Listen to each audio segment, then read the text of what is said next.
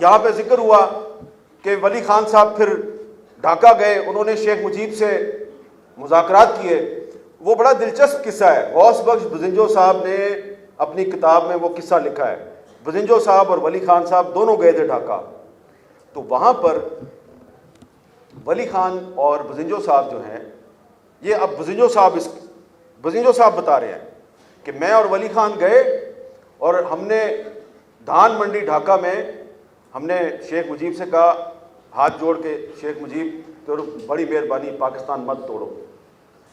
تو شیخ مجیب تھوڑا غصے میں آ گیا اور اس کی آنکھوں میں آنسو آ گئے، اور اس نے ولی خان اور بزنجو صاحب کو مخاطب کرتے ہوئے کہا کہ تم مجھے کہہ رہے ہو کہ میں پاکستان توڑنا چاہتا ہوں؟ تم بھول گئے ہو 1947 جب میں تمہارے پاس آیا تھا کہ خدا کے لیے پاکستان بننے دو، اس وقت تم کہتے تھے کہ نہیں مسلمان تقسیم ہو جائیں گے، یہ غلط ہو رہا ہے۔ آج تم میرے پاس آ گئے ہو، میں پاکستان نہیں توڑنا چاہتا، میرے پاس میجورٹی ہے، میرے پاس اکثریت ہے، میں تو پاکستان کو بچانا چاہتا ہوں، تم میرا ساتھ دو۔ تو ان دونوں نے اپنا تعاون جو ہے وہ مجیب الرحمان کو اس کی پیشکش کی اور کہا کہ ہم آپ کے ساتھ چلنے کے لیے تیار ہیں۔ اور اگر یہ ویسٹ پاکستان کی اتنی بڑی پارٹی اور ایسٹ پاکستان کی ایک اتنی بڑی پارٹی اکٹھی ہو جاتی تو پاکستان بچ سکتا تھا، لیکن یہ یحییٰ خان نے یہ کام نہیں ہونے دیا، اور اس کے بعد یہی پارٹی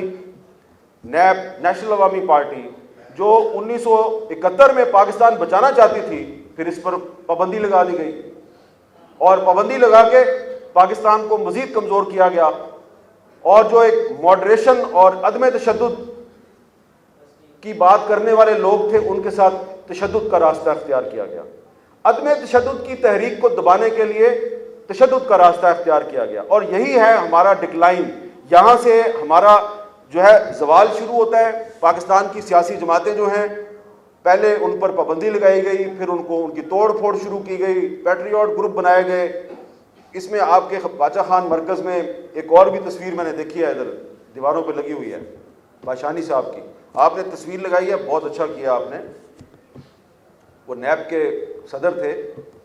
لیکن ایک کتاب ہے، بریگیڈیئر اے آر صدیقی صاحب نے یحییٰ خان پہ کتاب لکھی ہے، اور بریگیڈیئر اے آر صدیقی صاحب former D G I S P R ہے، آئی ایس پی آر کے سابق سربراہ ہیں۔ تو انہوں نے اپنی کتاب میں یہ لکھا ہے کہ جو 1970 کا الیکشن تھا، اس میں جنرل غلام عمر صاحب جو ہیں، انہوں نے کروڑوں روپے تقسیم کیے تھے مختلف سیاسی جماعتوں میں، اور جن سیاسی جماعتوں میں وہ پیسے تقسیم کیے گئے تھے اس میں باشانی صاحب کا بھی ذکر آتا ہے، ٹھیک ہے، اور بھی خان قیوم کا بھی ذکر آتا ہے، اور بھی جماعتوں کا ذکر آتا ہے۔ تو یہ جو ہے نا تاریخ، ولی خان صاحب کہتے تھے تاریخ بڑے کام کی چیز ہے، فیکٹس آر فیکٹس۔ یہ حاجی غلام محمد بلور صاحب بیٹھے ہوئے ہیں، بہت سے واقعات کے عینی شاہد ہے۔ تو وہ جو عدم تشدد کا فلسفہ تھا، اس کو آگے بڑھانے میں یہ جو بزرگ یہاں بیٹھے ہوئے ہیں، اور آپ نوجوان جو آپ لوگ یہاں بیٹھے ہوئے ہیں، آپ نے بہت ایک اہم کردار ادا کیا، اور آپ کے کردار کو ہم نے اپنی آنکھوں سے دیکھا ہے۔ ابھی آپ کا یہ جو باچا خان مرکز ہے، اس میں اوپر ایک جو میوزیم ہے آپ کا، اس میں حاجی بشیر بلور صاحب جو ہیں، ان کے وہ خون آلود کپڑے آپ نے محفوظ کیے ہوئے ہیں اوپر۔ وہ کپڑے انہوں نے پہنے ہوئے تھے جب ان پر ایک حملہ ہوا، اور ان کپڑوں میں گولیوں اور چھروں کے نشانات بھی ہیں، خون کے دھبے ابھی تک موجود ہیں۔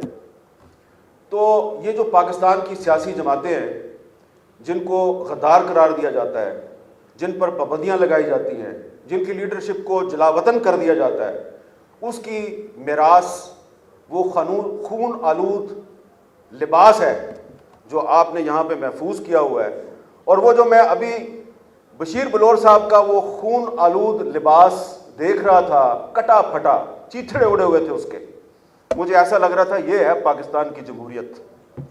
لیکن آپ نے یہ جو چیتھڑے ہیں ان کو محفوظ کیا ہوا ہے، تو اس کا مطلب یہ ہے کہ یہ ایک عزم اور حوصلہ ابھی برقرار ہے کہ یہ جو خون آلود جمہوریت ہے، یہ جو چیتھڑوں جیسا لباس اس جمہوریت نے پہنا ہوا ہے، اس کو ہم نے بچا کے رکھنا ہے، کیونکہ صرف جمہوریت ہی پاکستان کو بچا سکتی ہے۔ اور بدترین کرپٹ ترین جمہوریت جو ہے وہ آپ کی بہترین آمریت سے بہتر ہے. اور یہ جو چیز ہے یہ ہم نے دیکھی ہے ماضی میں بھی. ایک چھوٹی سی مثال دوں گا, بات زیادہ لمبی نہیں کروں گا. ایک ملک فیروز خان نون تھا, بڑا ایک کمزور پرائم منسٹر تھا پاکستان کا, لیکن 1958 میں وہ ملک فیروز خان نون, جس کا وزیر داخلہ ایک غدار سیاستدان اکبر بگٹی تھا, تو اس نے یہ جو گوادر ہے اس کو پاکستان کی ٹیریٹری میں ایڈ کیا. ایک کمزور جمہوریت, ایک کمزور وزیر اعظم, اس نے گوادر کو پاکستان کی ٹیریٹری میں ایڈ کیا. اور جو آپ کی مضبوط ترین ڈکٹیٹرشپس تھیں انہوں نے پاکستان کی ٹیریٹری لوز کی. ان کے دور میں پاکستان کے حصے بکھرے ہوئے. تو جو باچا خان کا اور ولی خان کا جو نظریہ ہے وہ یہی ہے کہ بدترین جمہوریت بہترین آمریت سے 100 درجے بہتر ہوتی ہے, اس لیے کہ جمہوریت میں آزادی اظہار ہوتی ہے. جمہوریت جیسی بھی ہے اس میں عوام کی حکومت ہوتی ہے اور اس پر آپ جتنے مرضی الزامات لگا دیں, لیکن آج تک پاکستان کی کسی جمہوری حکومت کے دور میں پاکستان نہ ٹوٹا ہے نہ پاکستان نے اپنی ٹیریٹری لوز کیا ہے. میں اس بحث میں نہیں پڑتا کہ سیاچن گلیشیئر کس کے دور میں گیا, میں اس بحث میں بھی نہیں پڑتا کہ مشرقی پاکستان کس کے دور میں ٹوٹا, لیکن صرف ایک بات کروں گا کہ یہ جو آج ہمارا 1973 کا آئین ہے یہ اب پاکستان کی آخری متفقہ دستاویز ہے, آخری متفقہ دستاویز ہے جس پہ کنسنسس ہوا. اب کوئی کہتا ہے کہ میں نے پاکستان میں صدارتی نظام لے کے آنا ہے, تو بھائی جان یہ آپ کی خواہش تو ہو سکتی ہے, لیکن اب اس صدارتی نظام پر اتفاق رائے کے لیے نہ تو کوئی ذوالفقار علی بھٹو آئے گا, نہ کوئی ولی خان آئے گا, اور نہ کوئی مولانا شاہ احمد نورانی آئے گا. یہ وہ بزرگ تھے جنہوں نے اپنے اختلافات کے باوجود یہ آپ کو 1973 کا آئین دے دیا, اور یہ ایک مشترکہ کارنامہ ہے, یہ کسی ایک جماعت کا کارنامہ نہیں ہے. 1973 کا آئین یہ ایک مشترکہ کارنامہ ہے, اور اسی وجہ سے یہ آئین بار بار ایبروگیٹ ہوتا ہے, بار بار سسپینڈ ہوتا ہے, پھر یہ بار بار ریسٹور ہو جاتا ہے.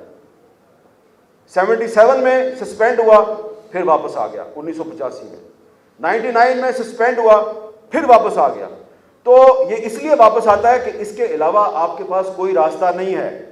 جو لوگ کہتے ہیں کہ پاکستان میں صدارتی نظام آئے گا تو سارے مسئلے حل ہو جائیں گے, لیکن یہ جو آج کا اجتماع ہے یہ ان لوگوں کا اجتماع ہے جو باچا خان کے اور ولی خان کے پیروکار ہیں. اور باچا خان اور ولی خان نے 1964 میں محترمہ فاطمہ جناح کا ساتھ دیا تھا, اور محترمہ فاطمہ جناح کی پوری الیکشن کمپین کیا تھی کہ پاکستان میں پارلیمانی نظام ہونا چاہیے.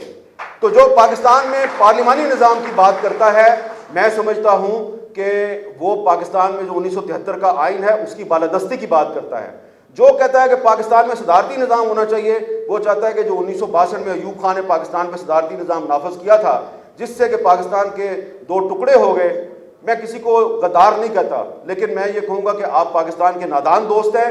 آپ نے پہلے بھی صدارتی نظام کے ذریعے پاکستان کے 2 ٹکڑے کیے, آپ آئندہ بھی یہی کرنا چاہتے ہیں. اور ایک مجھے یاد آ گیا بات کرتے کرتے کہ ایک اور بھی گواہ جو ہے وہ موجود ہے جس کے سامنے ایوب خان نے بات کی تھی کہ مشرقی پاکستان جو ہے وہ پاکستان کے ساتھ نہیں ہونا چاہیے. اور اتفاق کی بات ہے کہ وہ آدمی جو ہے وہ آپ کے اس اجتماع میں موجود ہے. اجازت لینے سے پہلے یاد دلا دوں اپنے اس بہادر دوست اور بہادر لیڈر کو کہ آپ نے یہ واقعہ اپنی ایک کتاب میں لکھا ہوا ہے. یقیناً آپ اس کی تردید نہیں کریں گے, لیکن یاد اس لیے دلا رہا ہوں تاکہ آپ لوگ موقع لگے تو یہ کتاب بھی پڑھ لو. جاوید ہاشمی صاحب کو ایوب خان نے کیا کہا تھا یہ اب آپ کو جاوید ہاشمی صاحب خود بتائیں گے.